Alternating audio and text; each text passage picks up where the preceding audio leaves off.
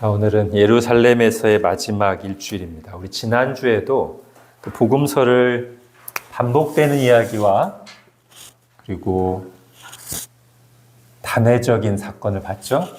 단회적인 사건은 맨 앞과 맨 끝에 탄생, 그 다음에 또 뭐가 있죠? 우리를 대신해서 대표해서 받은 세례와 시험, 그 다음에 역시 마찬가지로 우리를 대신해서 우리를 위해서 받으신 십자가, 그리고 첫 열매로 부활. 이 모든 것들은 단회적인 사건이고, 이 단회적인 사건들의 특징은 다 우리를 위한, 우리를 대신해서. 그래서 사실 이 부분은 물론 우리에게도 이제 십자가를 지고 나를 따르라고 말씀하시지만 그건 이제 헌신의 개념이고, 이런 대속의 개념이 들어간 저런 부분은 우리가 대신할 수는 없어요. 이거는 예수님만이 하실 수 있는 부분이고, 그 다음에 요 중간에 반복되는 이야기들이 있었습니다. 우리가 공생애라고 부르는 이 기간 동안 크게 세 가지였죠. 뭐였죠? 치유.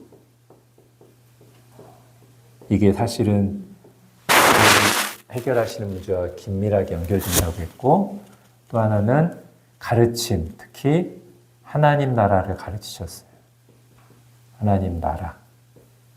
그리고 이렇게 치유하시는 이적들을 하나님 나라를 가르치는 것을 늘 제자들과 함께 하시면서 자연스럽게 선택하신 제자들을 양육하시는 일을 하셨습니다. 그리고 이 반복되는 이야기는 교회가 어떤 곳인가를 보여주는 거기도 하다. 교회는 치유와 용서의 공동체가 되어야 되고, 하나님 나라 공동체이고 제자 공동체이다. 이런 부분들을 했죠. 자, 그러면서 오늘 이 부분이에요.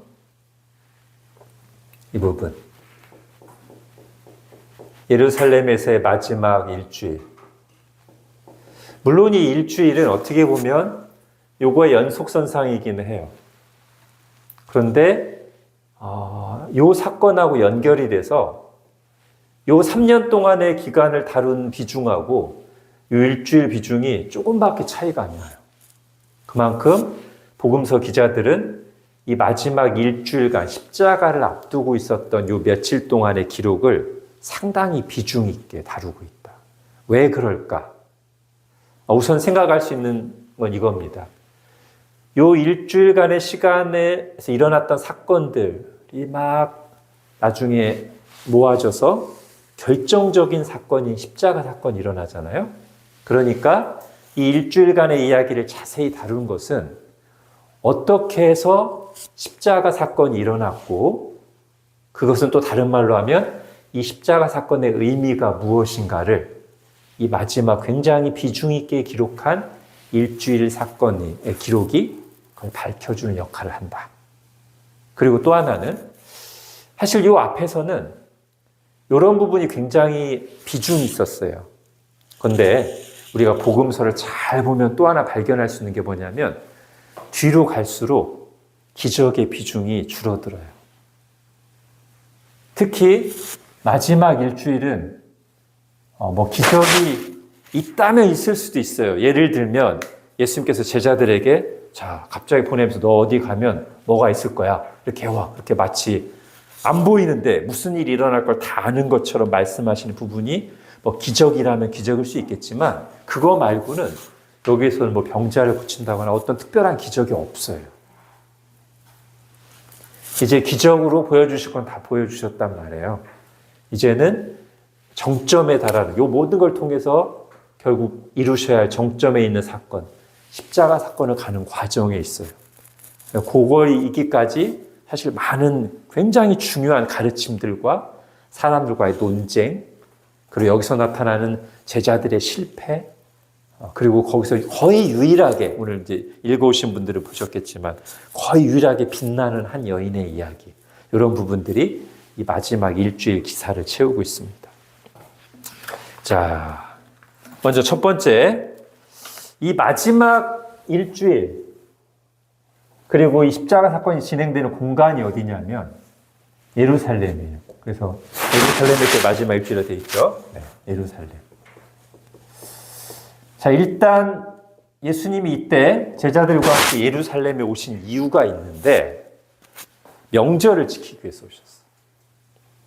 유대인의 3대 명절, 유월절, 오순절, 초막절인데 그 중에서도 아마 제일 중요한 게 유월절일 거예요. 그 유월절을 지키러 오셨어요. 자, 이 유월절 이야기는 구약 성경에서도 비중 있게 다뤘습니다. 구약 개관할 때도. 기억나는 것 한 분? 그렇죠. 유월절 사건은 그 구약 성경에서 가장 유명한 구원 사건인 출애굽 사건의 정점, 그죠? 출애굽이라고 하는 큰 구원 사건의 마지막 정점에 일어난 일인데 마치 예수님 구원 사건의 정점으로 일어나는 일이 언제 발생하냐면 6월절에 발생한단 말이에요. 6월절은 이 6월절이라는 이름은 알죠? 지나갈 유 넘을 월해서 영어로 패스오버예요. 넘어가는. 뭐가 넘어갔어요? 그때 애굽 전역에 하나님의 심판이 임했는데 만약에 하나님의 말씀을 듣고 어린 양 한 마리를 잡아서 어린 양의 피를 문설주와 기둥에 딱 발라두면 하나님의 심판이 또는 그 심판하는 천사가 그걸 보고 어린 양의 피를 보고 심판하지 않고 넘어간다. 이게 이제 출애굽 사건의 정점에 일어난 일이란 말이에요. 그날을 기억하는 날이 6월절이에요. 그런데 이스라엘 백성들이 기억하는 6월절에 훨씬 더 피부로 와닿는 건 뭐냐면 이 6월절을 딱 지나면서 드디어 400년간의 애굽 생활에서 해방된단 말이에요. 그러니까 6월절은 일종의 구원절이에요. 해방절이야. 광복절이야. 네? 자, 그래서 예수님은 이제 이 6월절 어린 양이 되시기 위해서 십자가에서 그 어린 양처럼 피를 흘리시기 위해서 오시는 거지만 사람들의 관심은 여기 있단 말이에요. 마치 옛날 6월절, 옛날 6월절, 모세 때 6월절 때 어디로부터 해방? 오랫동안 우리를 압제하고 있던 애굽으로부터의 해방을 있었던 것처럼 지금은 누가 우리를 압제하고 있어? 로마. 지금은 로마가 우리를 압제하고 있으니 그리스도, 메시아, 그분이 오셔서 이 6월절 절기에 때가 무르익었어. 이 구원절에, 이 해방절에 우리를 로마 제국으로부터 해방시켜 주시리라는 기대감이 충만했어, 사람들. 그래서 예수님께 그걸 기대하면서 호산나, 주의 이름으로 오시는 이여 우리를 구원하소서. 이렇게. 왜? 앞에서 엄청난 기적들을 베푸시고 하나님 나라가 올 것이다라고 선언하셨단 말이야. 그러면 그 엄청난 권능으로 로마를 무너뜨리고 드디어 이스라엘을 옛날 다윗 솔로몬 시대와 같은 영광스러운 나라로 하나님 나라로 우리를 다시 회복시켜 주시리라. 이런 기대가 충천했어. 좀 이해될 만도 해요. 그죠? 그걸 기대할 만해. 성경을 제대로 안 봤으면. 자, 그런데 여기서 이제 긴장이 일어난단 말이에요. 요 일주일간 굉장히 긴장된 분위기예요. 우리가 일주일간 성경을 잘 보면 누구하고 긴장하냐면 예수님하고 제자들하고 예수님을 기대하는 군중들하고 종교 지도자들 모두하고 다 긴장감을 나누세요. 제 일주일 지나면서. 제자들은 만약에 이 기대대로 로마로부터 해방되고 하나님 나라 건설되면 제일 높은 자리에 올 사람들이 누구예요? 이 3년간 예수님이 직접 선택하셔서 양육하신 이 12사도들, 예수님의 최측근들, 이들이 국무총리와 장관들에 오를 거 아니에요. 이 하나님 나라에서. 그죠? 그러니까 제자들이 얼마나 기대하고 있어요. 기대만 하나? 뭐도 자기들끼리, 자, 누가 국무총리 될 건가? 누가 제일 힘 있는 장관 자리에 앉을 건가? 이거 가지고 막 서로 막 누가 크냐? 다툼한단 말이에요. 그런 제자들하고 예수님하고 갈등을 빚는단 말이에요. 나는 지금 그러려고 하는 게 아닌데. 십자가와 부활 얘기하면 제자들이, 십자가라는 말만 나오면, 그게 뭡니까? 받아들이기도 싫어요. 제자들하고. 근데 군중들, 첫날 예수님이 예루살렘에 입성하실 때 6월절 앞두고 아까도 말했죠. 와, 호산나 주의 이름으로 오시느니요 우리를 구원하시리라. 찬양했어요. 근데 뒤로 갈수록 뭔가 이렇게 예수님이 얘기하시는 게 점점 우리가 기대하는 거랑 약간 다른 느낌이 들기 시작해요. 이 사람들은 처음부터 예수님하고 긴장 관계였고. 그래서 예루살렘이 아주 소동이 돼요. 시끌벅적해져요. 자, 예루살렘 어떤 곳입니까? 살렘, 샬롬, 평화의 도전, 평화의 도시. 참 아이러니하게 예수님은 누구예요? 평화의 왕이에요. 응? 자, 지금 평화의 도시 예루살렘이에요. 평화의 왕이 예수님이 오시는데 평화가 있어야 될 거 아니에요. 응? 근데 평화가 아니라 소동이 일어나. 사실 예수님 때문에 예수님이 오심으로 인해서 일어났던 소동이 이때만이 아니고 맨 처음 예수님께서 이 땅에 아기로 태어나셨을 때도 예루살렘에 소동이 일어납니다. 마태복음 2장에 보면 나와요.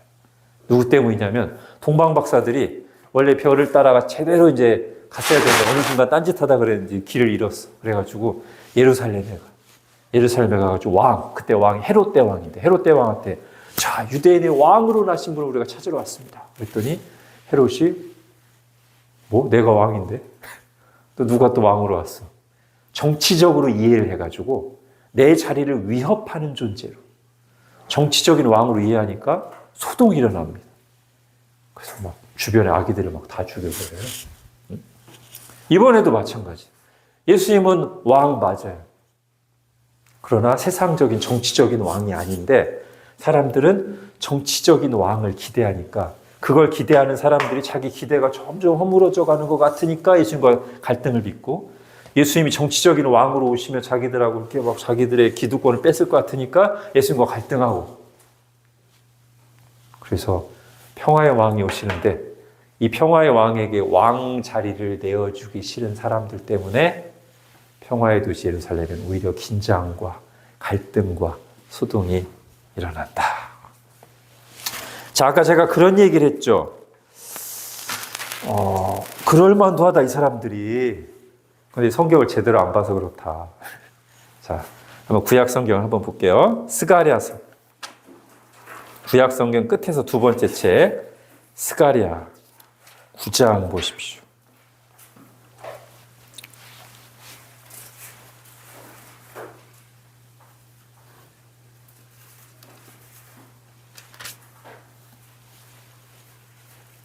스가랴 9장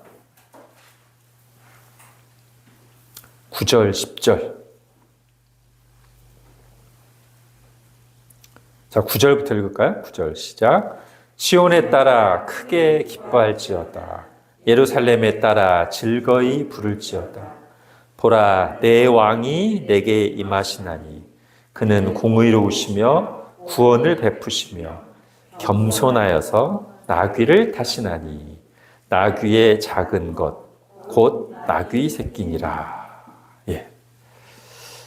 자, 예수님이 장차 오실 그리스도가 아주 겸손한 왕이셔서 말을 타고 정복자로 오시는 게 아니라 나귀를 타고 그것도 새끼 나귀를 타고 다 예루살렘에 입성하신다. 이런 예언이 있어요. 실제로 예수님이 이때 예루살렘에 들어오실 때 나귀 타고 오셨어요. 요거는 이제 예수님이 어떤 왕인가를 보여주는 거예요. 전쟁을 통해 로마 제국의 황제 같은 왕으로 오시는 분이 아니에요. 이분은 싸우러 오시는 분이 아니에요. 죽으러 오시는 분이지. 자, 그래서 지금 구원하신 분과 구원을 받을 사람들 사이에 지금 긴장이 있어요. 아마 예수님을 사람들이 뭐라고 불렀냐면 다윗의 자손이라고 부르잖아요. 다윗의 자손이여, 우리를 불쌍히. 예수님이 나귀 타고 오는 모습을 딱 보고 사람들이 스가랴서를 아는 사람들은 그렇지. 예언대로 됐어. 그리고 예수님의 저 뭔가 강하지 않아 보이는 듯한 모습, 괜찮아. 왜냐하면 옛날에 다윗이 홍한의 소년일 때 거구 골리앗을 우리가 흔히 아는 다윗과 골리앗. 물맷돌로 딱 쳐서 쓰러뜨리고 블레셋에서 구원하셨거든. 그럴 거야. 지금도 그럴 거야. 이 나귀 타고 오시는 별로 힘없어 보이는 예수님이 온갖 말과 창들로 무장한 로마 제국, 로마 황제를 해서 딱 한 방에 무너뜨리실 거야. 이렇게 기대하고 있었어요. 자, 그런데 점점 갈수록 그렇지 않다는 것이 나타납니다. 자, 예수님이 제일 처음 한번 일정을 한번 제가 간단히 얘기해 보면 예수님이 한 금요일쯤에 어디에 들어오시냐면 베단이라는 마을. 베단이는 예루살렘하고 굉장히 가까워요. 1시간 거리 되려나? 베단이에 들어. 여기가 이제 조금 이따 우리 마지막에 살펴볼 누가 사는 데냐면 마리아가 사는 데. 예수님 어머니 마리아 말고 베다니의 마리아가 사는 데예요. 금요일날 여기 딱 들어오십니다. 토요일은 뭐 하셨을까요? 토요일 안식일이잖아, 그죠? 안식일이니까 쉬셨겠죠. 일요일 이때 예루살렘에 들어옵니다.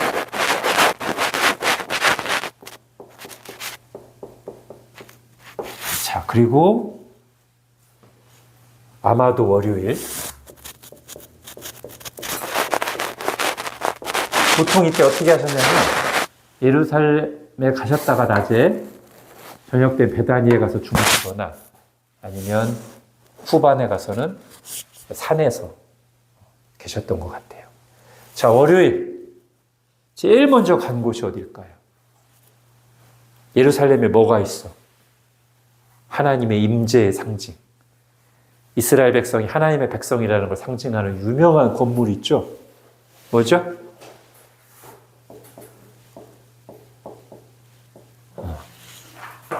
당연히 성전을 가셔야지. 예수님이 성전을 가셨어요. 근데 성전에 예수님 딱 가서 보니까 성전의 모습이 완전 타락한 모습이에요. 종교 지도자들이 이제 다 성전에 드나드는 모든 물품들을 관리하면서 장사를 하고 있어요. 재물들도 다 이제 거기 있는 사람들 관리하면서 거기서 또 팔고. 그래서 막 거기서 소, 양 파는 사람, 비둘기 파는 사람, 그걸 위해서 막 외국인 돈이 아니고 또 성전에 내야 되니까 히브리 돈으로, 이스라엘 사람 돈으로 해야 되니까 돈 바꾸는 사람 하면서 아주 막 성전 마당이 짐승들의 소리와 사고 파는 소리, 돈 소리로 가득했어요. 예수님이 그걸 보고 분노하십니다. 내 집은, 성전은 만민의 기도하는 집이어야 되는데 너희가 강도의 소굴을 만들었다. 그러면서 조금 전까지만 해도 나귀를 타고 아주 겸손하게 온유하게 오신 예수님이 채찍을 들으셔서 짐승들을 그다음에 돈 바꾸는 사람이 상에 막 돈을 줄 때 돈 막 뒤집으시고 다 나가! 예수님 이럴 때도 있어요. 항상 얌전하시기 바란 건 아닙니다. 나도 가끔 예수님 닮아서 좀 화 좀 낼까 하는데. 네. 자, 예수님이 그렇게 굉장히 분노하셨어요. 자, 그런데 잘 보면 이 사건하고 그 다음에 같은 시기에 무슨 얘기가 있냐면 이걸 보통 우리가 성전 정화라고 해요. 성전을 깨끗하게 하셨다. 성전 정화. 그 다음에 이거와 거의 이제 같이 짝을 이뤄서 무슨 사건이 나오냐면 무화과 나무 저주 사건이 나와요.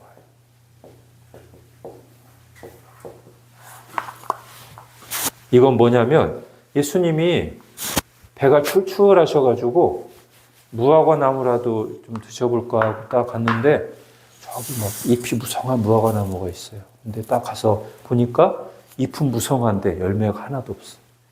예수님이 이 열매 없는 무화과 나무를 저주하시고 그러자 다음날 무화과 나무가 바짝 말라있어요.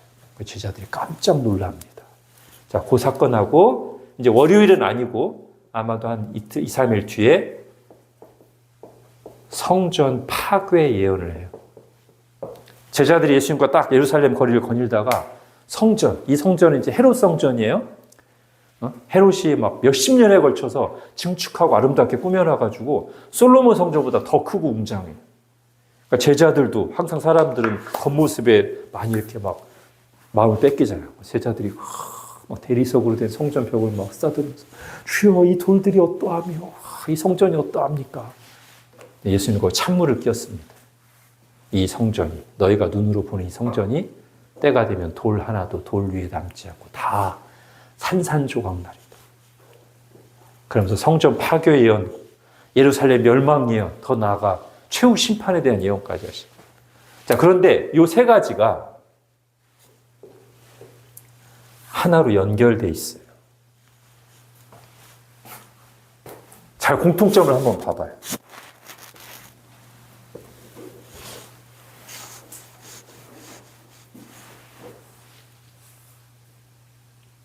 이건 성전 파괴랑 같이 보고.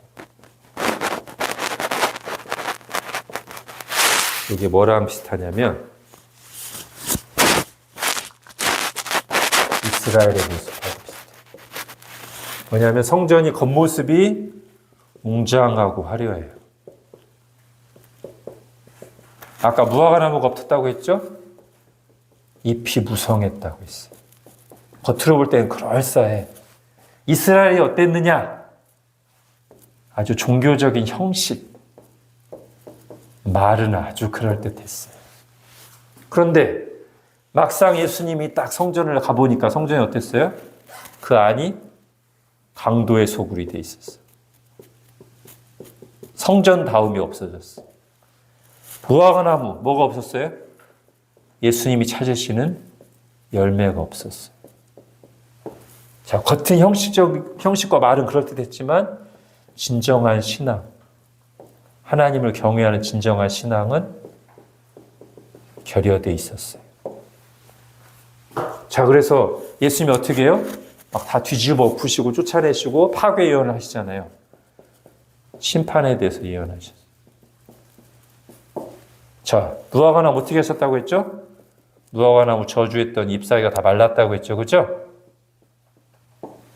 자, 이스라엘에 대해서도 하나님이 심판을 예언하십니다. 그러니까 지금 이 성전의 모습, 그리고 성전에 대한 예수님의 진단, 그리고 앞으로 이 성전에 일어날 일들이 무화과나무를 통해서 상징되었고, 그리고 이 무화과나무의 모습, 이 성전의 모습은 다름 아닌 이스라엘의 모습이다. 이렇게 말할 수 있어요. 자, 여기서 우리 생각나는 말씀 두 가지가 있습니다. 혹시 생각나는 말씀? 예수님이 이들을 보고 이들의 상태, 그리고 이들을 보고 예수님이 반응하신 모습에서, 자, 먼저 하나는 유명한 말씀이죠. 사무엘상 16장을 보겠습니다.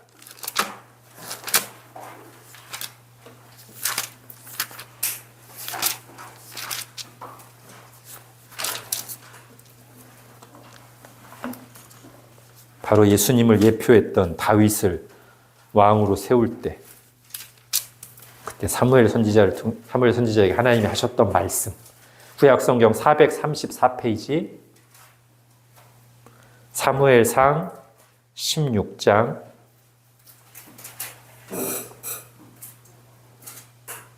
7절 같이 읽겠습니다. 시작. 여호와께서 사무엘에게 이르시되 그의 용모와 키를 보지 말라. 내가 이미 그를 버렸노라. 내가 보는 것은 사람과 같지 아니하니 사람은 외모를 보거니와 나 여호와는 중심을 보느니라. 네. 사람은 외모를 봅니다. 겉모습을 봅니다. 성전 건물의 웅장하고 화려함을 봅니다. 그러나 예수님은 그 안에 정말 하나님을 경외함이 있는가? 외적인 형식보다 정말 그 마음 중심에 하나님을 향한 사랑과 신뢰가 있는가? 그걸 보시고요. 그래서 예수님이 무슨 말씀하셨냐면 마태복음 6장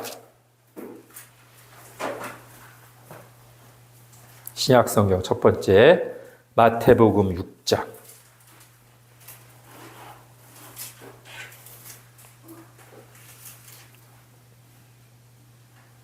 1절 같이 읽겠습니다. 시작. 사람에게 보이려고 그들 앞에서 너희 의를 행하지 않도록 주의하라. 그리하지 아니하면 하늘에 계신 너희 아버지께 상을 받지 못하느니라. 네. 보이기 위한 삶을 살지 말라는 것. 남들에게 잘 보이고 인정받기 위한 신앙생활 하지 마라. 하나님 앞에서 해라. 나를 높이기도 하시고 낮추기도 하실 분은 하나님이시다. 그리고 하나님은 절대 내 겉모습에 속지 않으신다. 오히려 내가 사람들에게 잘 보이려고, 내 속은 안 그런데 사람들에게만 잘 보이려고 위선적인 신앙생활을 한다면 하나님 보실 때는 오히려 더 보기 안 좋은 모습이다. 근데 이거를 또 너무 의식한 나머지 사람들이 볼 때는 아무것도 안 하려고 같이 해야 될 일들을 안 하시는 분이 있어. 같이 하면 사람들에게 다 보이니까 나는 안 보이는 데서 할 거야. 기도에도 막 안 나와. 사람들 보는데 같이 기도하면 사람들에게 보이는 게 되니까 저는 골방에서 기도하겠습니다. 근데 예수님은 이렇게도 말씀하셨지만 우리에게 늘 모이기를 힘쓰고 함께하라는 말씀하셨어요. 함께하는 건 좋은 거예요. 근데 그 함께할 때 사람들에게 보이려고 하지 말아라. 사람들 너무 의식하지 말아라. 우리 신앙이 성숙할수록 그래야 돼. 사람들에게 보이려고 하지 말아야 돼. 우리 아이들은 신경 많이 쓰잖아. 우리 아들, 딸들도 보면은 사람들 있으면 막 의식하고 신경 쓰고 그러는데 이제 어른이 될수록 그런 거 안 해야죠. 어른이 될수록 사람들이 이렇게 우리가 다 경험상으로 사람들에게 당장 잘 보여봤자 언젠가는 드러날 것이고 다 알잖아요. 그런데도 또 우리의 죄성은 잘 보이고 싶은 마음이 있는데 항상 초점을 하나님이 나를 보고 계신다. 그러니까 뭘 안 하려는 것보다 요걸 더 중심해야 돼. 하나님이 나를 다 보고 계신다. 하나님이 내 마음을 다 아신다. 이거 감추고 속여서 뭐하리? 그죠? 하나님 앞에 진실하게 힘쓰면 사람들 시선은 그냥 너무 많이 신경 안 써도 돼. 그러기를 힘써야 돼. 그런 은혜를 구해야 돼. 사람들에게 보이려는 에너지를 많이 쓰면 쓸수록 우리 내면의 정원을 가꿀 에너지가 부족해. 우리의 에너지는 한계가 있잖아. 우리의 시간과 노력은 한계가 있기 때문에 겉모습에 신경을 많이 쓰면 많이 쓸수록 내 속사람은 빈약해져. 그러니까 이거 그냥 적당히 단정하게 질서 있게 하고 내 마음의 정원을 잘 가꿔야 돼. 자, 안 그러다가 혼난 이스라엘을 반면교사로 삼아야 되겠죠. 자, 그리고 이제 화요일부터 이때는 날짜가 정확하지 않아요. 화요일.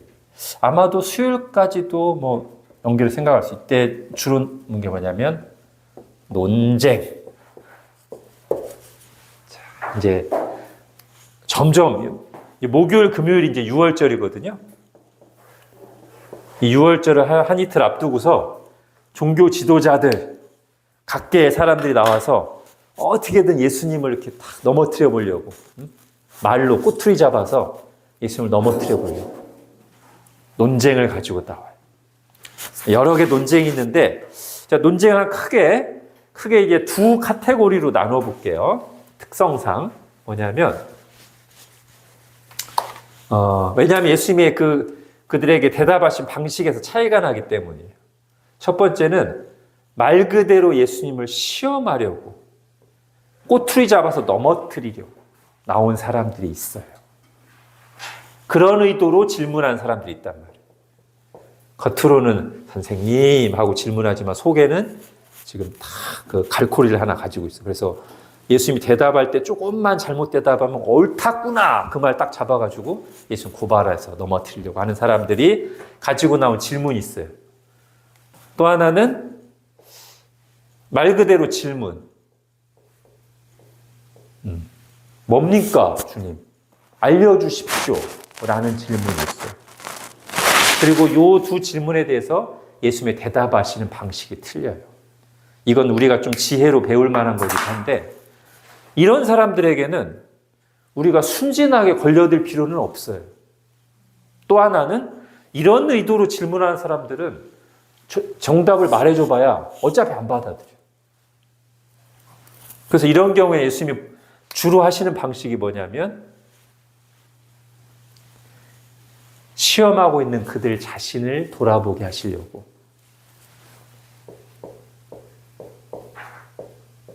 반문을 하셔요. 질문에 그냥 그대로 순진하게 대답해 주시는 게 아니라 반문을 하셔요. 자, 첫 번째 질문이 뭐죠? 선생님 다 와가지고 선생님 요한의 세례가 아니 그게 아니죠. 처음에 성전을 정화하고 나서 이런 일을 왜 하는가? 예수 당신의 권세가 하늘로부터 온 것이요? 사람으로부터 온 것이요? 이렇게 물어봐요. 시험이에요. 사람으로부터 왔다고 하면 아니 당신 사람에게서 권세를 받아서 왜 하나님 성전에 와서 깽판 부리고 있어? 하면서 그걸 책잡아서 넘어뜨리려고. 하늘로부터라고 하면 당장 하늘로부터 왔다는 어떤 눈에 보이는 사인 그걸 요구하고 그게 당장 되지 않으면 역시 하나님을 사칭했다는 이유로 또 걸어 넘어뜨리려고.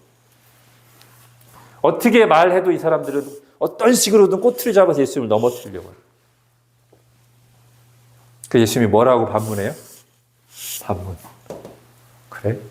나도 너희에게 묻겠다. 세례자 요한이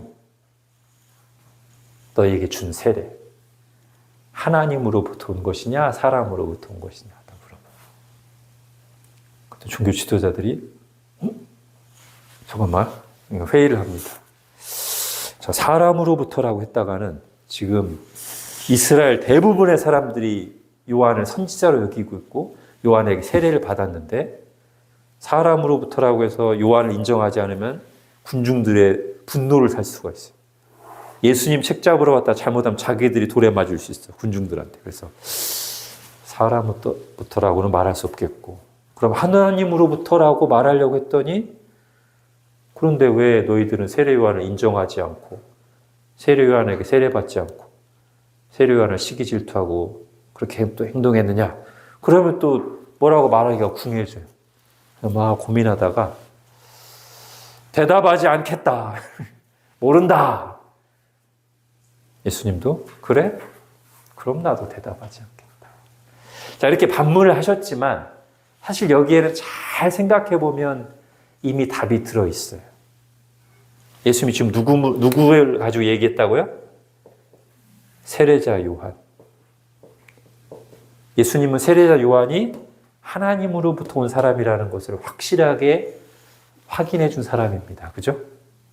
그 요한을 예로 들었다는 것은 무슨 뜻이에요?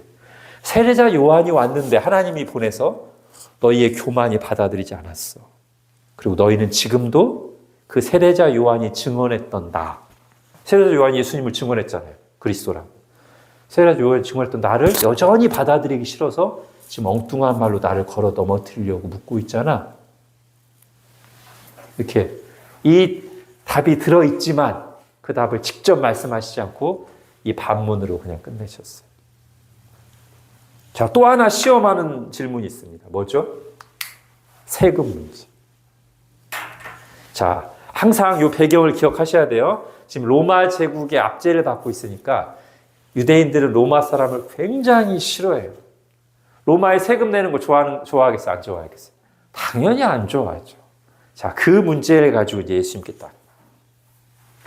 자, 아까 제가 처음에 이 구원절 해방절 하면서 말했던 그 지금 이스라엘 사람들의 분위기를 기억해야 이 질문이 와닿습니다. 예수님을 누구로 기대하고 있다고요? 로마에서 해방시킬 구원자로 기대하고 있어요. 이스라엘 백성들이. 그런데 이 예수님이 이스라엘 사람들한테 로마의 세금은 내야지.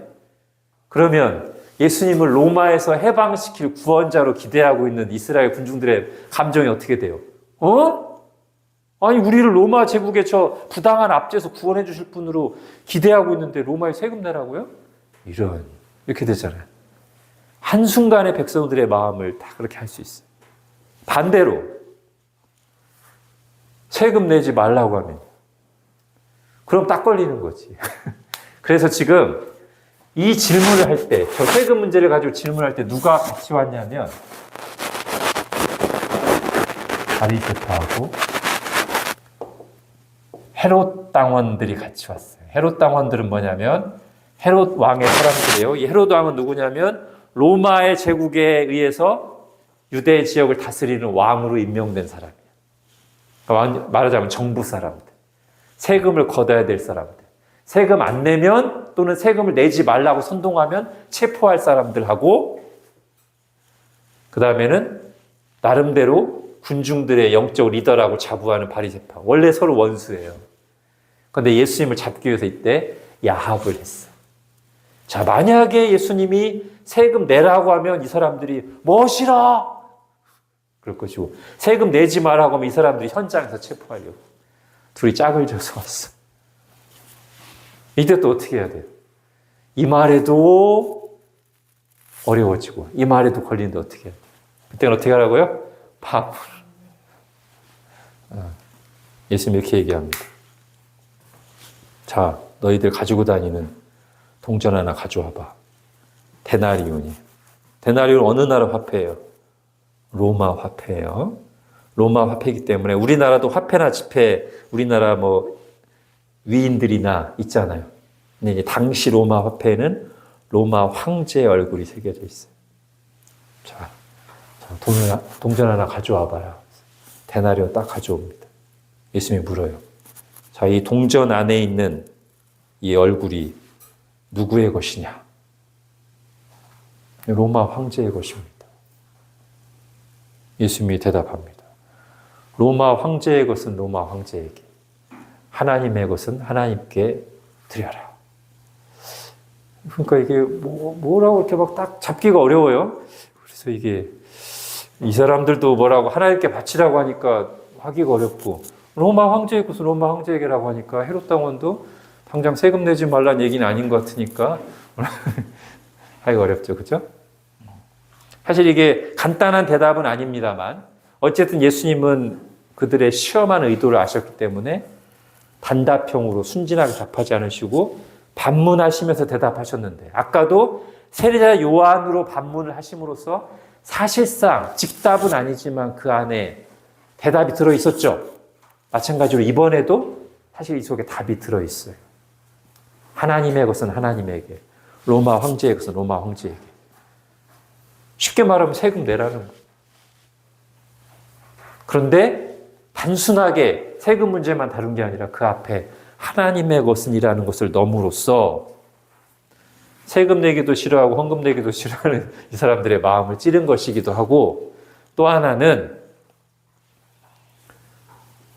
지금 로마 황제를 통해서 이스라엘 백성을 통치하시나 그게 하나님의 섭리라는 거예요. 그걸 부정하지 말라는 거예요. 그래서 그리스도인들의 기본적인 자세는 뭐예요? 하나님의 뜻에 순종하면서 하나님이 섭리 가운데 다스리시는 불법 정부는 모르겠지만 합법적인 정부나 세상의 법은 지키는 것이 신자의 마땅한 길입니다. 자, 시험하는 질문은 이렇게 반문식으로 즉답을 하지 않으셨다면 다른 질문에 대해서는 답을 해주세요. 자, 두 가지가 있습니다. 하나는 부활에 대한 질문이에요. 물론 이 질문은 꼭 궁금해서라기보다는 약간 자기들이 옳다는 것을 이렇게 다 얘기하려고 왔는데, 이건 특히 뭐 예수님이 대답하셔도 어떤 시험에 걸리거나 하시는 게 아니기 때문에 직접 대답해 주셨어요. 이게 뭐냐면, 자, 부활을 믿는 사람들이 누구냐면 바리새파들이에요. 근데 바리새파들이 두 번 예수님 시험하러 왔다가 깨갱했잖아요. 그러니까 바리새파와 경쟁 관계에 있는 사두개파가 있어요. 이 사람들이 당시 종교 지도자 그룹, 제사장을 많이 차지하고 있는 지도자 그룹인데, 그런 종교 지도자 그룹이 뭐를 안 믿냐면 영도 안 믿고 천사도 안 믿고 부활도 안 믿어요. 그러니까 이 사람들이 자기들의 경쟁자인 바리새파가 예수님께 질문을 두 가지 들고 나갔다가 깨갱했다는 소리 듣고 에헤 잘됐다. 그럼 우리가 좀 예수님의 코를 납작하게만 해줘 볼까 하고 부활에 대한 질문을 하나 가지고 나와요. 어떤 질문이죠? 자, 선생님, 두 남녀가 결혼했습니다. 근데 남자가 7 형제가 있습니다. 형이 결혼했다 죽었습니다. 첫째가. 그래서 형사 취수의 그 법을 따라서 둘째가 대를 잇기 위해서 형수랑 결혼했습니다. 둘째도 곧 죽었습니다. 셋째도 그러고 죽었습니다. 7 형제가 다 이 한 여자하고 결혼하고 죽었습니다. 만약에 부활이라는 것이 있다면 나중에 이 사람들 부활해서 만나서 이 사람은 누구의 와이프가 되겠습니까? 이거 말이 안 되지 않습니까? 이러니까 부활이라는 것은 없어야 되지 않겠습니까? 이런 취지의 질문이에요. 자, 예수님이 뭐라고 대답하십니까? 너희가 성경도 하나님의 능력도 알지 못해서 오해하였구나. 자, 성경도 하나님의 능력도 알지 못해서 오해했다. 그러면서 일단 하나님의 능력에 관한 얘기를 먼저 푸십니다. 사람이 부활할 때는 천사들과 같아서 시집가고 장가가는 일이 없다. 자, 보통 예수님의 이 말씀에 근거해서 우리는 어떻게 믿냐면 결혼 관계는 이 땅에서 한정된 것으로 생각합니다. 우리가 부활했을 때는 어떤 그런 결혼 관계에 얽매이는 상태가 아니라는 것.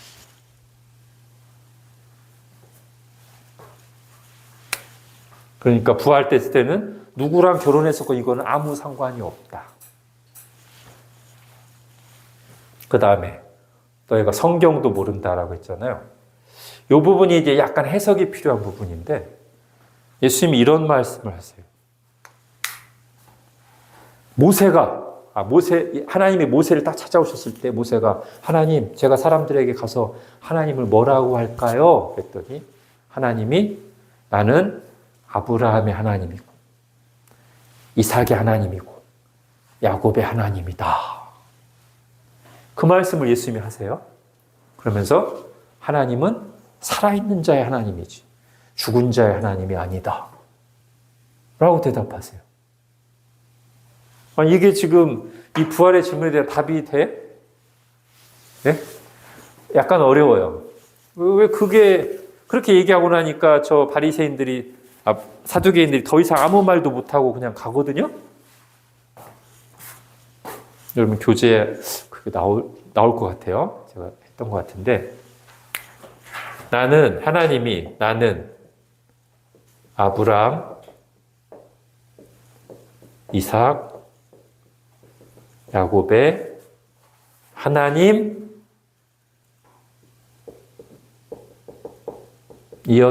아니고 하나님이다 라고 하셨다는 거예요. 사실 우리나라 말은 시제가 그렇게 정교하지 않거든요. 한국말은. 그런데 대부분 서구 언어들은 시제가 정교해요. 명확해요. 그래서 하나님이 모세에게 나타나셨을 때는 아브라함과 이삭과 야곱은 이미 다 옛날 사람이에요. 이 땅에서는 적어도 죽어서 존재하지 않아요. 그런데 하나님은 그때 뭐라고 하시냐면 과거에 존재했던 아브라함과 이삭과 야곱을 가리켜서 나는 지금도 아브라함의 하나님이다. 왜? 이 해석이 왜 가능하냐면 그 다음에 예수님이 무슨 말을 덧붙이셨다고요? 하나님은 죽은 자의 하나님이 아니고 산 자의 하나님이시다. 그러니까 요거와 이게 함께 묶여서 이걸 현재형으로 하고 그래 하나님 너희도 사두개인들은 지금까지 뭐라고 주장했어? 부활 다 믿지 않으니까 죽으면 더 이상 존재 자체가 없다고 했지. 맞아. 하나님은 산자의 하나님이에요. 그런데 그 산자의 하나님이 아브라함과 이삭과 야곱의 하나님이다라고 했어. 지금. 그럼 아브라함과 이삭과 야곱이 살아있다는 뜻이야? 죽었다는 뜻이야? 모세에게 나타나셨을 때 아브라함과 이삭과 야곱이 여전히 하나님 앞에 살아있다는 뜻이야. 너희가 생각하는 것처럼 이 땅에서 죽고 나면 존재가 소멸되는 게 아니야. 아브라함과 이삭과 야곱은 지금도 살아있어. 물론 아직 부활한 건 아니에요. 그러나 나중에 부활할 거라는 것을 암시하는 내용이죠. 그 여기까지 얘기하니까 사람들이 전혀 예상치도 못한 대답이었어요. 저거는. 성경 좀 읽었다고 하는 사두개인들이나 주변 사람들도 이 구절을 가지고 이런 논리를 펼치실 거라고는 상상을 못했어요. 그래서 입을 닫고 갑니다. 자, 또 한 사람이 와서 네 번째 질문을 합니다. 가장 큰 계명에 대한 질문이에요. 자, 이 사람만이 거의 그래도 나쁜 의도 없이 와서 질문한 사람이에요. 예수님께 와서 질문합니다. 선생님, 제일 큰 계명이 뭡니까? 이번에도 예수님이 반문하시긴 해요. 근데 그거는 시험을 피해가려고 반문하신 게 아니라 이 질문한 사람이 얼마나 잘 알고 있는지. 그래, 너는 성경을 어떻게 읽느냐? 어떻게 이해하니? 그때 그 사람이 자기가 생각하는 답을 얘기합니다. 제가 볼 때 가장 큰 계명은 하나님을 내 마음과 뜻과 힘을 다해 사랑하는 것이고 또 하나는 네 이웃을 내 자신과 같이 사랑하는 것입니다. 우리가 얼마 전에 들었던 10계명을 딱 요약한 내용이죠. 하나님 사랑, 이웃 사랑. 그걸 딱 얘기하니까 예수님이 어떻게 반응하세요? 칭찬하십니다. 오케이, 네가 제대로 알고 있다. 구약 성경이 말하는 하나님의 뜻, 하나님의 계명을 압축하면 뭐다? 최고로 하나님을 사랑하고 그리고 내 이웃을 내 자신과 같이 사랑하라. 이것이 율법과 선지자, 곧 성경이 말하는 하나님의 뜻이다 라고 예수님이 확증을 해주십니다. 자, 여기까지 이제 사람들이 막 가지고 와서 했던 굉장히 신학적이면서도 까다로운 질문들이 끝났어요. 더 이상 사람들이 질문을 안 해요. 이제 마지막은 예수님이 질문하십니다. 나도 하나 묻겠다. 아까 다윗의 자손 얘기했죠. 사람들이 그리스도를 가리켜서 자꾸 다윗의 자손이라고 하는데 근데 시편에 보면 그 다윗이 그리스도를 주님이라고 불렀는데 어떻게 그리스도가 다윗의 자손이라고 할 수 있겠느냐. 사람들이 대답을 못합니다. 자, 우리는 대답할 수 있습니다. 이 대답을 하시는 분은 구약계관을 잘 이해하시고 그동안 설교를 잘 들으신 분입니다. 예수님의 다윗의 자손이에요. 이 다윗의 자손이라는 표현은 그리스도라는 의미를 담고 있어요. 뭐에 근거해서? 이 다윗의 자손이란 말이 붙은 이유가 사무엘상에 나오는 다윗 언약 있었죠? 다윗이 성전을 지으려고 했을 때 하나님이 아니야, 성전 짓는 건 네가 하는 게 아니고 네 자손이 할 거야. 그래서 네 자손이 성전 건축하고 영원한 하나님 나라 다스릴 거야. 이 언약을 주셨어요. 그래서 저 언약이 이거는 장차 다윗의 자손으로 오실 분이 그리스도라는 예언으로 사람들이 바르게 이해했어요. 그래서 그 이후에 그리스도를 가리키는 말로, 즉 장차 오셔서 영원한 하나님 나라를 건설하시고 다스리실 분으로 오신다는 것을 다윗의 자손으로 그렇게 이해해서 저렇게 불렀어요. 그러니까 혈통상으로 보면 예수님은 다윗의 자손이 맞고 이 다윗의 자손이란 말을 이 다윗 언약을 성취하실 분, 그리스도를 가리키는 표현으로 이해하면 맞아요. 그런데 예수님은 단지 그 정도가 아니라는 거죠. 성경의 다른 예언을 보거나 여러 가지를 봤을 때 예수님은 다윗의 자손으로 오신 우리와 똑같은 사람이면서 한 아기를 우리에게 주셨으니 그 이름은 기묘자라 모사라 전능하신 하나님이라 영존하신 아버지라 평화의 왕이라 할 것이라.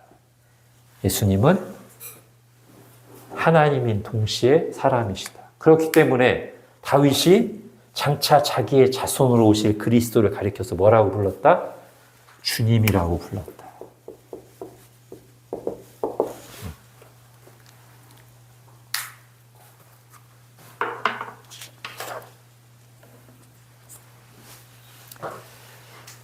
자, 이제 논쟁도 끝났습니다. 이 마지막 이제 베다니 마리아 사건을 볼 건데, 사실 요거는 우리가 복음서를 잘 보면 마리아가 예수님께 향유를 부은 사건이 정확히 어느 요일인지 알 수가 없어요. 요거는 이때일 수도 있고요.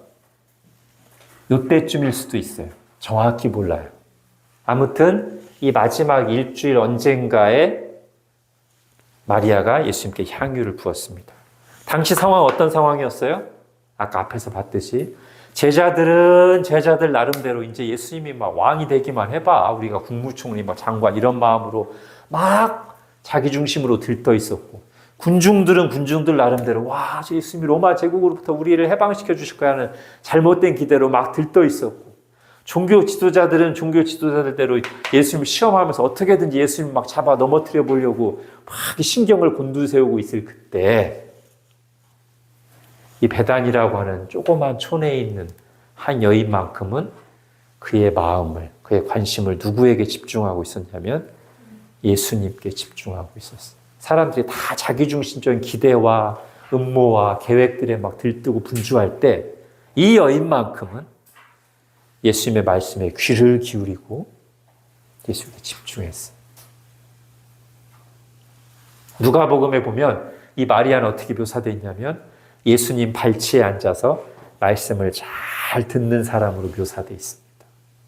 아마도 그래서인지 이 마리아는 예수님의 이번 마지막 예루살렘 행이, 예수님이 그동안 말씀해 오셨던 십자가를 지고 죽으시는 때가 임박한 걸로 아마 이해하지 않았을까 싶어요. 예수님은 그렇게 해석해 주셨습니다.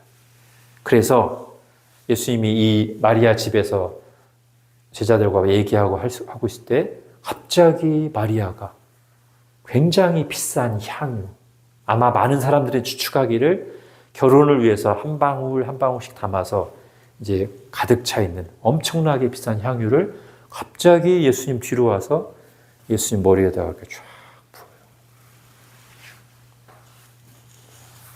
제자들 일부가 화를 냅니다.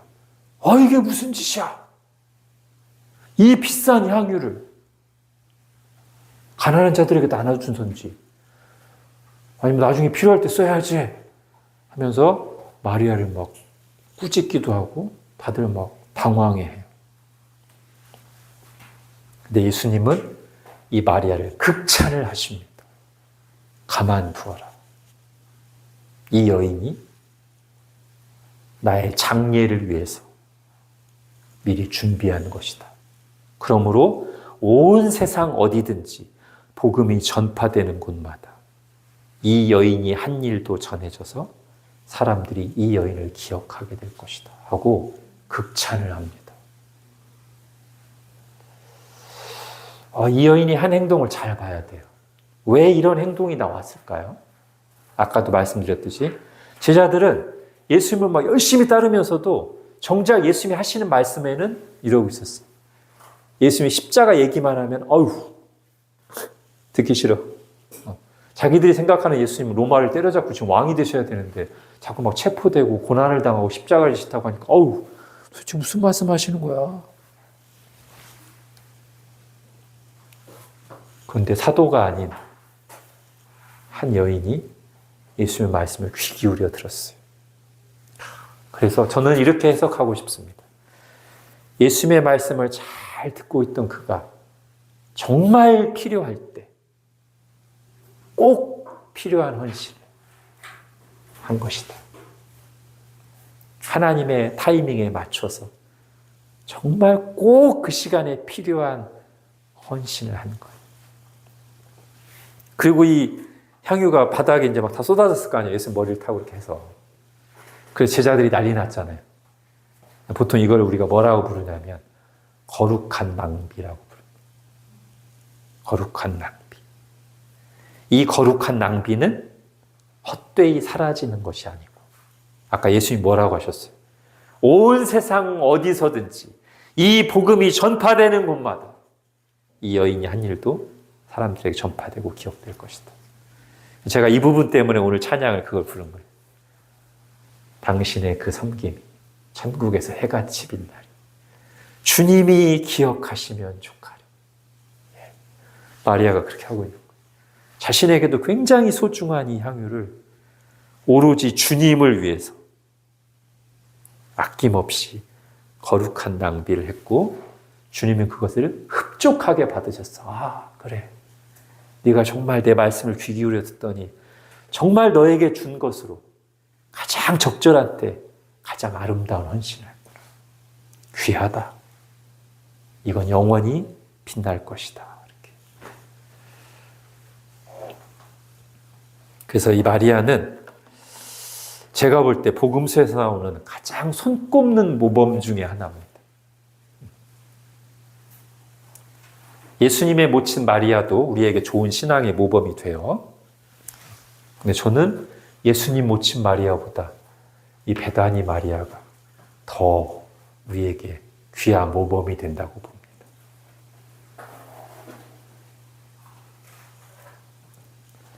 그래서 제가 여기 이렇게 써놨네. 흙탕물 속에 빛나는 진주. 마지막 예루살렘에서 일주일은 막 흙탕물이었어요. 막 저마다 막 자기 욕심과 헛된 기대와 음모와 이런 걸로 막 흙탕물인데, 그 속에서 홀로 빛나는 진주 같은 여인. 말씀을 귀 기울여 듣고 필요할 때 거룩한 낭비에 헌신을 했다. 오로지 주님께 집중했던 여인입니다.